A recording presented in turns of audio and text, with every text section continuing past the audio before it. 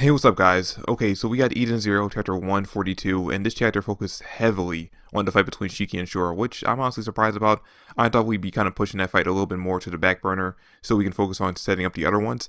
But I'm actually excited about the fact that we're actually focusing heavily on this one in this chapter, and I actually like the way that Hero went about doing this fight because we really showcase the differences between the way that Shiki and Shura both use the gravity ether gear. Because whenever you have two characters who have the exact same ability, you really need to showcase exactly what the differences are between the way they use that ability. And in this chapter, we really highlight that Shiki has his own personal trait when it comes to using the gravity for gear, and Shura has his. Now, that's not to say that they both can use the other trait that the other character uses, but they specialize in that certain trait. And watching the fight go down between the two of them in this chapter really kind of made me think that, Hero might be setting up that Shiki might be learning a little bit of how to use the gravity for gear in different ways from Shura during this fight. Like, he might actually take away some of the ways that Shura uses his abilities and kind of incorporate that into his fighting style in future arcs. Now, the beginning of this chapter is actually kind of interesting because we actually cut it away over to Eraser, and we see that he's kind of exhausted now after using his ability to wipe out pretty much the entirety of Shura's fleet.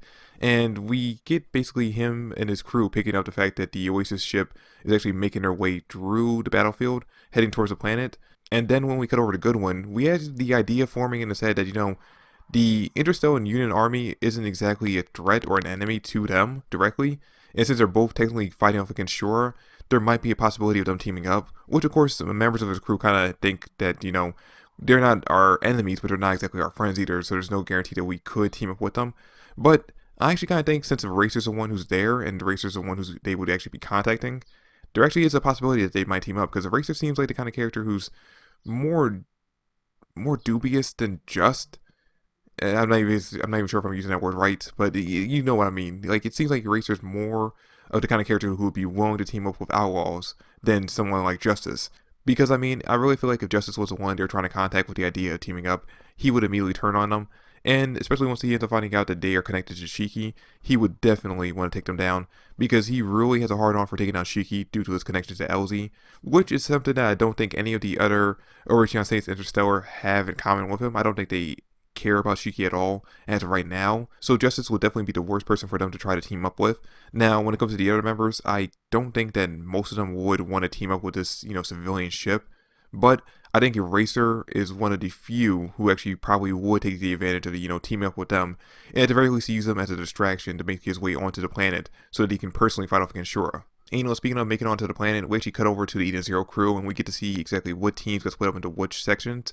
So we have Laguna, Chris, and Klein back in the battleships for the Eden Zero, basically fighting off against these ships that would be attacking them on the planet's surface or, in the atmosphere of the planet, while we have Homura, Rebecca, Wise, Pino, and Happy, and Moscow for some reason making their way into the actual city. Which, by the way, Moscow is actually cosplaying as Shiki throughout the chapter, which was kind of funny, but at the same time was kind of weird that he's there in the first place. I mean, he is a strong fighter, I'll give him that, but I doubt that he would actually be a match for any of the Ocean 6 members, which is a real reason why I'm kind of wondering why they didn't bring Chris or Laguna with them. Because, I mean, we have only Rebecca, Homura, and Wise there on the planet's surface. So we have those three members who are there to fight, but we know there's at least four members of the Ocean 6 who are currently in that dome city.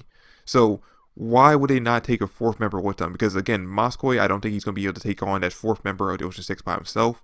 So we really need Laguna or Jin or even Klein there as the fourth person to take on that fourth member. And my only real guess is that basically at some point the three of them are actually going to make their way into the Dome City to help out.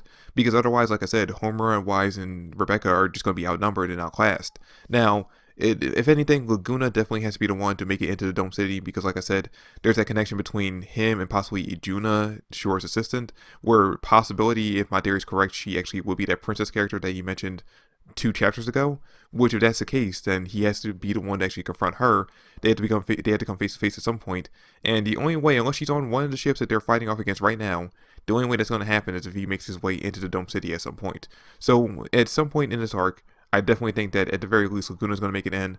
Hopefully hopefully Klein and Chris make it in as well, because I feel like the two of them tagging up against that fourth member of the Ocean 6 would actually make a great fight. But at the very least, we need Laguna to make his way into the city. Okay, and then finally we got a fight between Shiki and Shura, which a majority of the chapter takes up.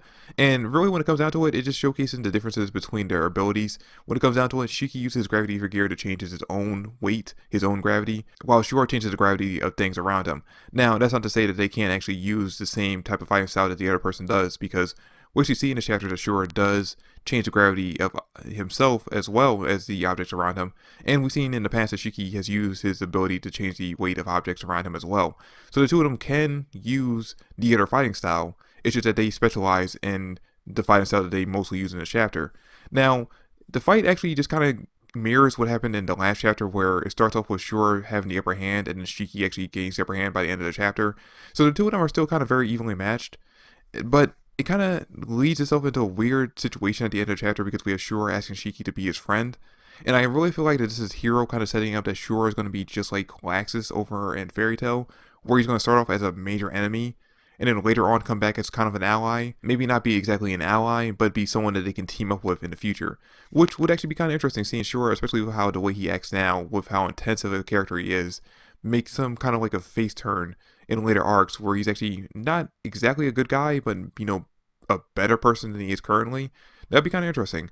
And it actually could lead to Shiki learning more about his abilities, because like I said in the beginning of the video, I really think that after his fight, Shiki's going to take away the fighting style that Shura has and find a way to incorporate that into his own abilities, or at the very least, he's going to learn something from Shura when it comes to the gravity gear that he didn't already know, and basically use that to power up his abilities in the future. But anyway guys, that's it for the chapter, that's it for the video. I had to make this a shorter video because of the fact that I'm tight on time, but this is actually the perfect chapter to do that for, because there's not really much to speculate on besides the fact that we really had to find a way for Laguna to make a way into the city, if my theory about Princess being Ijuna is correct.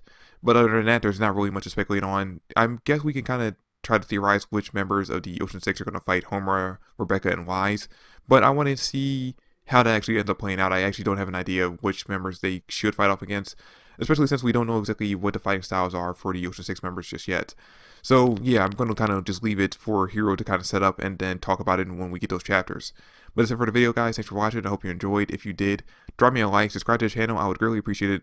Let me know what you think about the fight between Shiki and Shura in this chapter. Do you think this fight's going to go down with Shiki having a very obvious victory, or is it going to be a very even match with Shiki barely coming out on top? Let me know in the comment section down below. But that's it for the video guys, thanks for watching, hope you enjoyed. If you did, drop me a like, subscribe to the channel, I would greatly appreciate it, and I will catch you guys in the next video. Peace.